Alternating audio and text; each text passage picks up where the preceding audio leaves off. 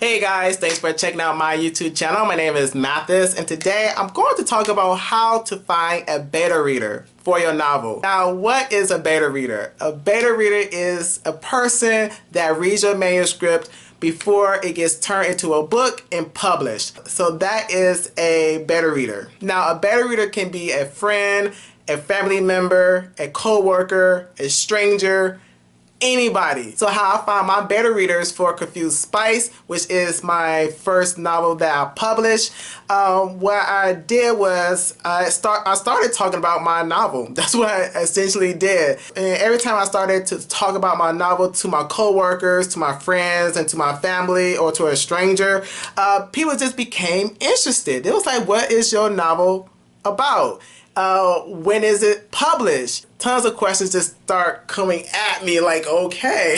So just start talking about your novel. And also I like to say is you want to start paying attention to those supporters that liking all of your pictures pertaining to your novel and your writing process. You also want to start paying attention to people that ask you questions like, when is your novel published? How is the novel process going? You want to pay attention to those supporters because they are eager to read your work. They can't wait to get their hands on it. So what you want to do is you want to take advantage of that, because you can say, hey, you know, my novel is not out yet. It won't be out till certain date, but I got the manuscript already ready to go. Would you like to read it before I publish it?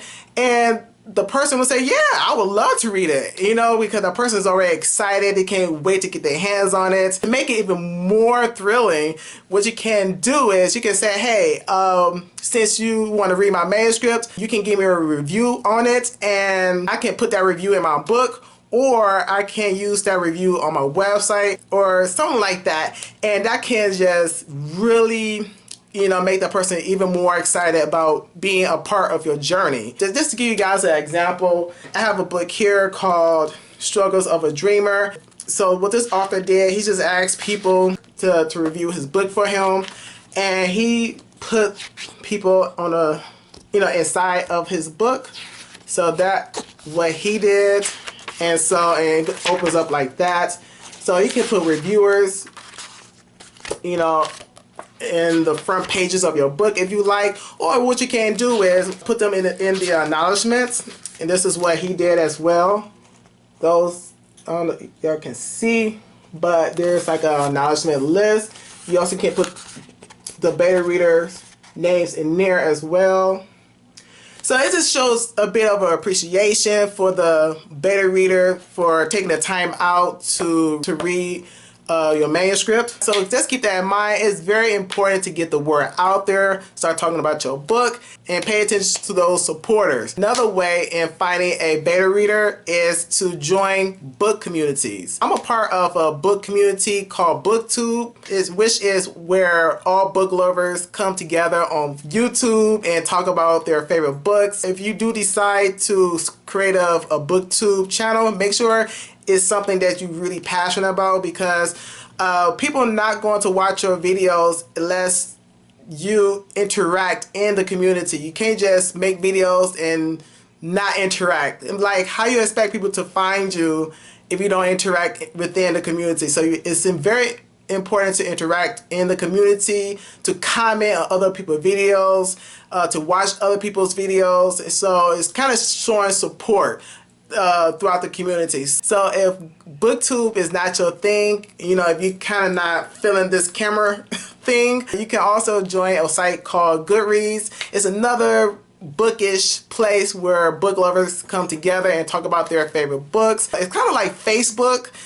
There's a lot of posting of books, liking books, and liking comments, stuff like that. So you might want to check that out. I really recommend it. I love that site. Actually, that is how I found my one of my beta readers. She started liking all of my reviews.